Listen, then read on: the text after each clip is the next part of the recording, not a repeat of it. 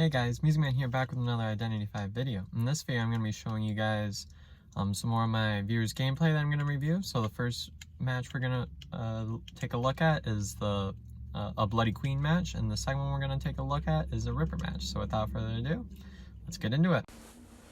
Alright, so the first match we're going to be looking at is a Bloody Queen gameplay. You all know that Bloody Queen is my main.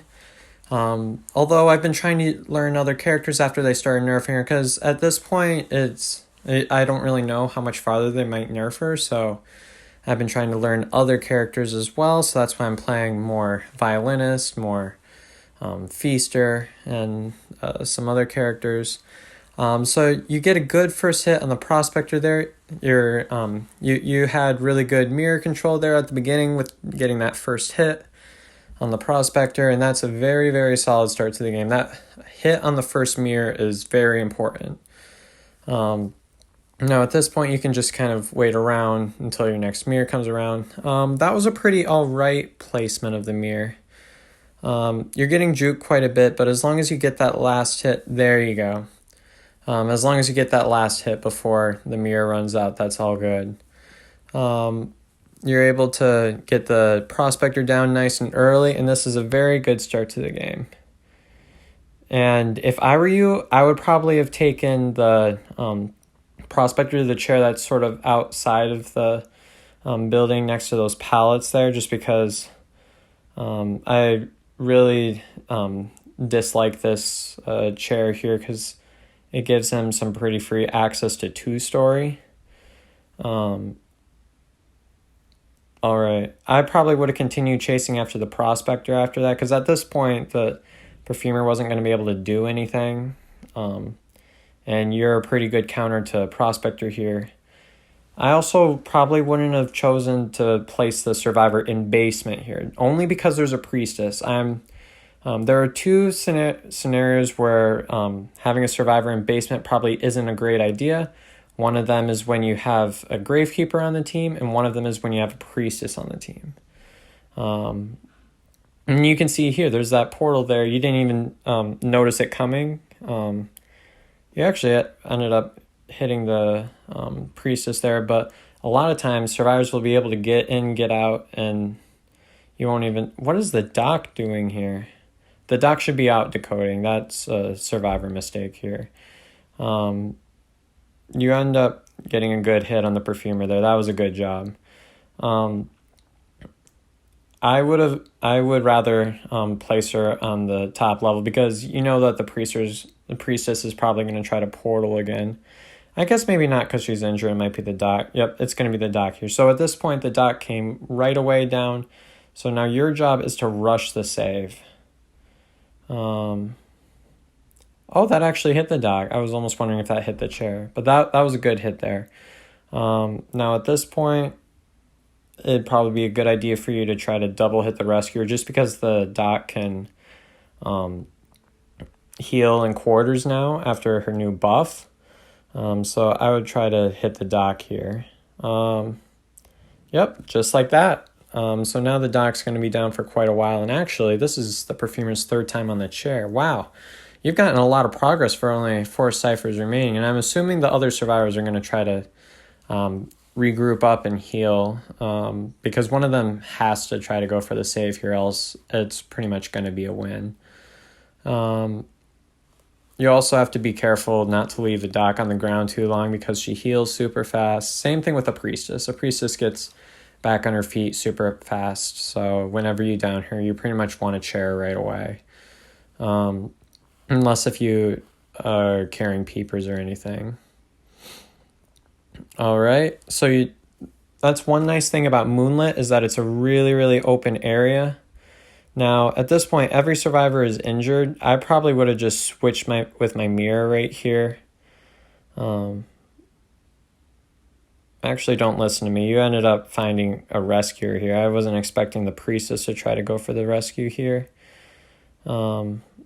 You got to be careful about going through those portals across the middle, because sometimes Survivors will try to pull a fast one on you and switch back between the portal right before you're able to go through it. So then they're stuck on the other side of the bridge, you're trapped on the other side, and that's an instant escape from a chase.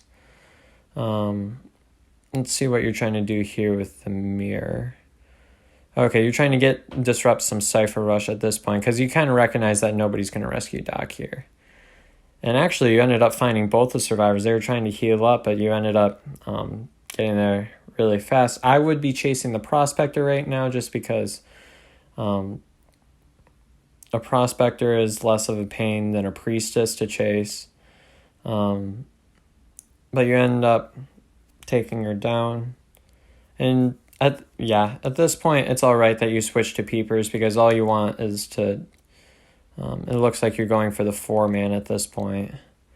Now really here you can kind of just stall until... try to make him waste as many magnets as he can. Look at that pull radius. Wow, that was a very good magnet by the Prospector and got the pallet stun. Now that was going to be an extremely long stun. I would have recommended to that Prospector to have a little bit more patience with that because that was going to be a really long magnet stun. So he could have tried to stun you after the magnet stun was done afterwards. So at this point, you know where the Priestess is going to be at.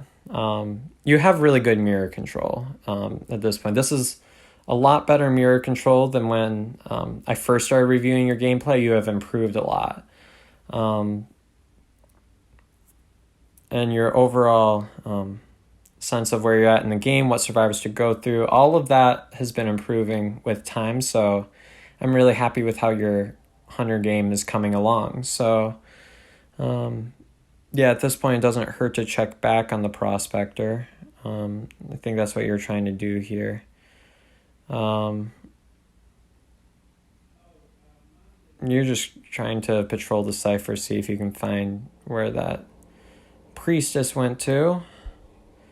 But at this point, you can kind of just sit around and wait for either a wiggling Cypher. You can wait for crows.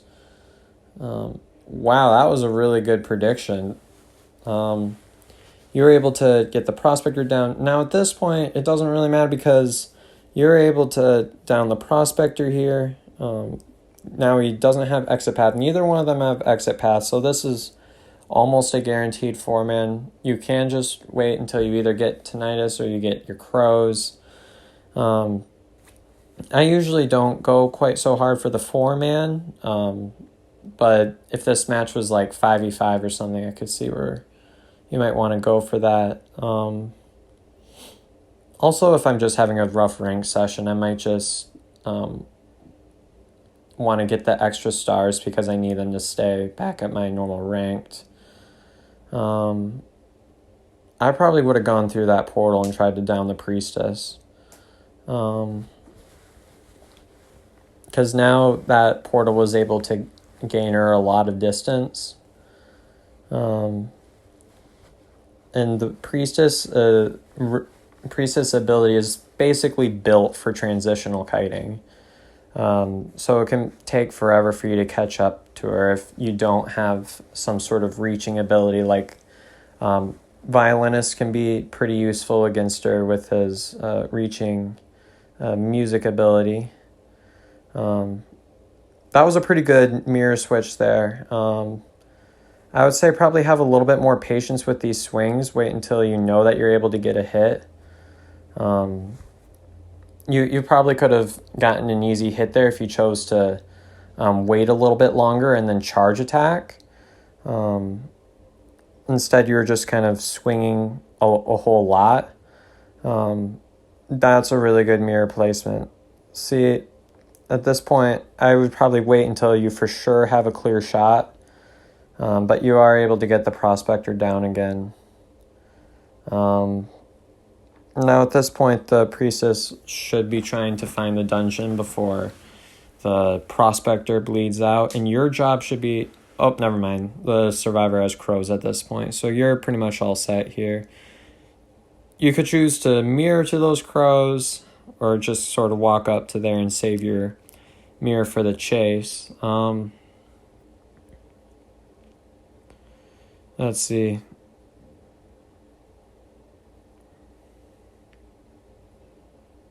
Yeah, there's not a whole lot to say from here. It's pretty much straightforward chase here. And there's not really any pressure for you to down the survivor right away because the prospector is still kind of far away from bleeding out. But overall, you did a very, very nice job. And I'm looking forward to seeing some more of your gameplay in the future.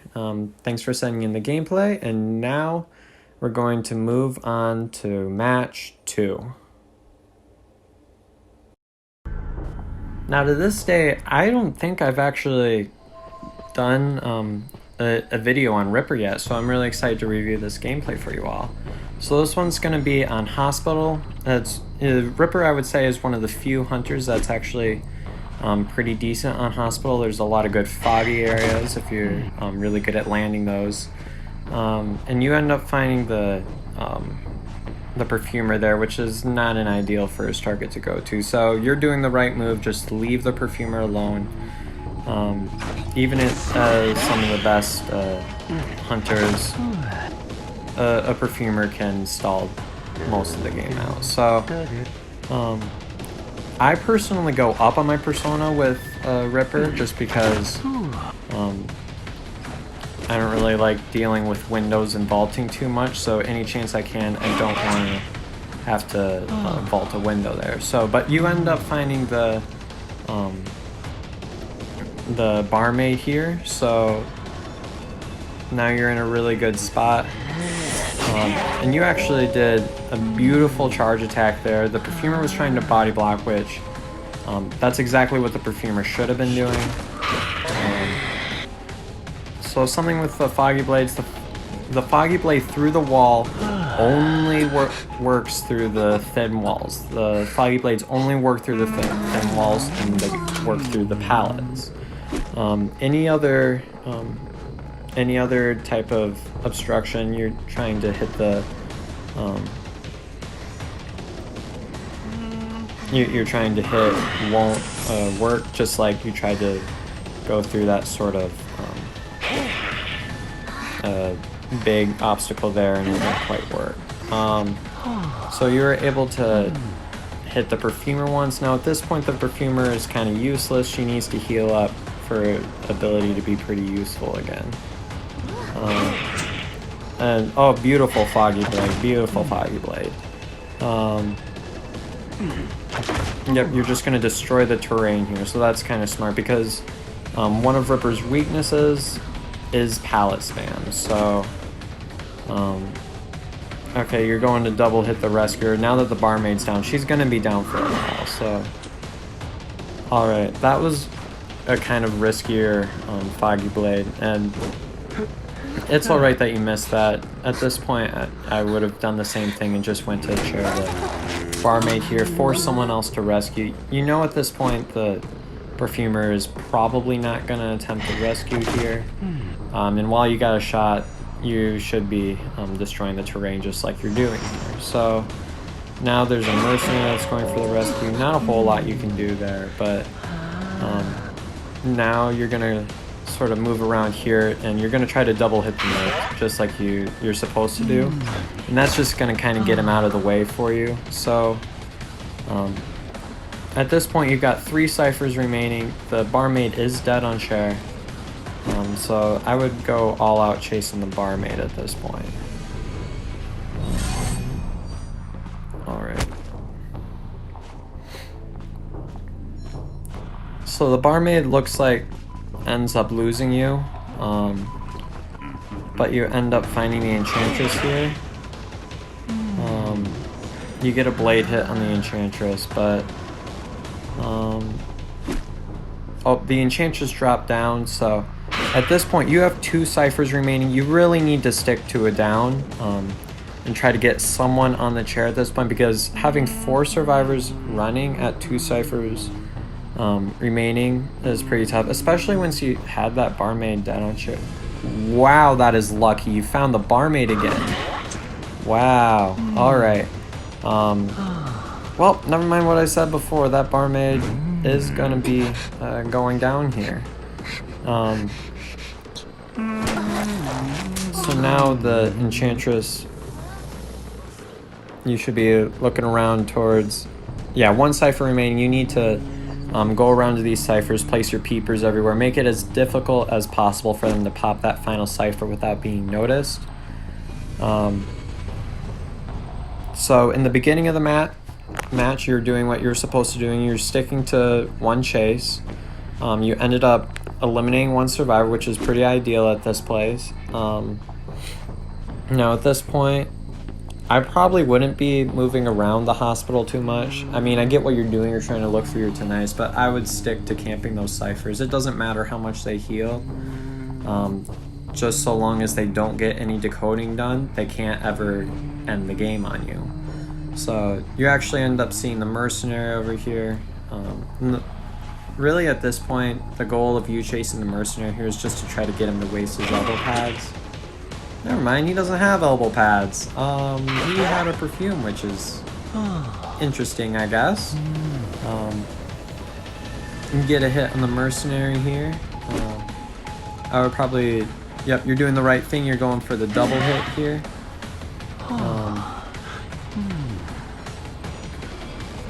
Wait, was that another perfume or something? I don't really know what happened there.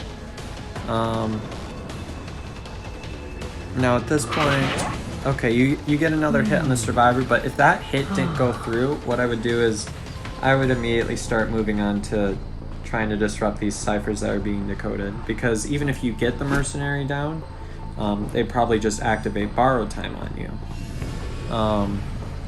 Now the enchantress is over here too, trying to decode. Chasing the enchantress isn't an awful move here. So but however, enchantress is a counter to Ripper, because every time she does a stun, the Ripper's invisibility goes away, so your speed doesn't work too well on her. Oh, that was a beautiful stun there. Although she should have tried to loop around that pallet. You still ended up getting a hit on the enchantress, but again, you're doing the right thing. This is kind of the style you see me trying to play in my videos. I'm like, I'll get some chip damage here, and then I'll come back and disrupt the ciphers. So you're doing exactly what you should be doing here in this scenario.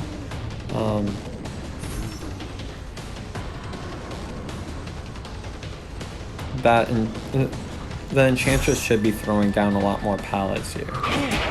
Great patience from the Ripper here, not throwing away his Foggy Blade here, waiting until he could get that hit, because you know that the enchantress was going to try to juke that out. So that was great patience by you. Now at this point, I just kind of, throw down a peeper, go back to disrupting ciphers. It doesn't matter if they rescue, and actually you can kind of count on them trying to rescue here. But disrupting that cipher is of utmost importance.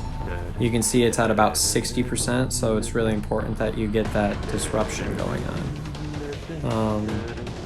Let's see. Oh, that was a beautiful Foggy Blade. Beautiful hit on the mercenary there.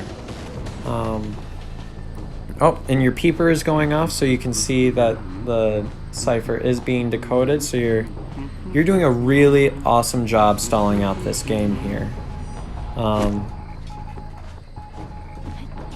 And this is the type of things you see in a whole lot of high-tier gameplay, is that they really rely on stalling out that last cipher. Again, you can see there the stun that was able to take away the Ripper's speed there. And that was another beautiful Foggy Blade. You're taking the enchantress back to the chair again. Now at this point, you can sort of justify maybe deciding to camp that chair, although disrupting the cipher still is really important here. Alright, the perfumer is coming for the rescue here. I'm almost kind of wondering if the mercenary and perfumer traded items or something here. But now you know that the perfumer has nothing. Alright. Oh, so just a tip for throwing down foggies. They work a lot better when you're facing the direction where you want it to hit. You notice you try to do like a 360 type Foggy Blade there, and that usually doesn't work because it goes more by like character direction and stuff. And also if you're struggling to hit survivors here, Ripper's range is not very good. So you really should just try to do a charge attack there instead of doing a whole lot of little swings. And you can see the Cypher's Prime there. But yeah, so key for Ripper Foggy Blades, make sure you're facing the direction where you want the Foggy Blade to go. Now at this point, you can try to Foggy on the Ripper here. Or not on the Ripper, on the Mercenary here. Oh, you see the Enchantress is over there. And she actually pops that Cypher. So now there's 3 survivors running here. And that borrow time boost is extremely, extremely annoying there. Just because it allows them to juke so much. And you get a hit on the Mercenary. Now at this point you know he's going to be down for a long time. You can justify trying to put him on a chair. However, I see what you're going to try to do. You're going to try to be careful about leaving to the other gate though, because you know all 3 survivors there. You don't know if one of them might want to double back. So that's just kind of something to keep in mind. And you actually get lucky here and find the Enchantress. Now the Enchantress is the one that's dead on chair, so you should really stick to chasing her until you're able to get this down here. I think that was a mistake by the Enchantress.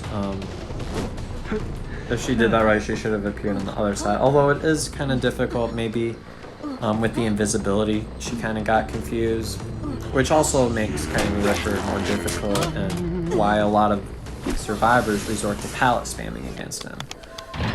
The Perfumer is able to get out early here. But you are able to secure the 3-man, which is open. So, nice job. So just some overall arching ideas that I'd like for you to take away from this video is that when you're doing the Foggy Blades, make sure you're trying to face generally in the direction where you want the survivor to go. Just because if you try to rotate your angle too fast, the animation for the character won't turn fast enough for it to adjust, and your Foggy Blade can go in all sorts of weird angles. So that'll help with your precision. And some other things is that if your Foggy Blade is done, the Ripper's got a pretty bad hitbox, so you should resort more to using charged attacks rather than doing all those quick attacks where it'd be more effective if you had the Foggy Blade, because his range is not very great there. But overall, you did a really nice job stalling out that game there. And I'm looking forward to seeing where you go in the future. Thanks for sending in the gameplay. Well, I hope you all enjoyed that video. If you did, please don't forget to leave a like and subscribe.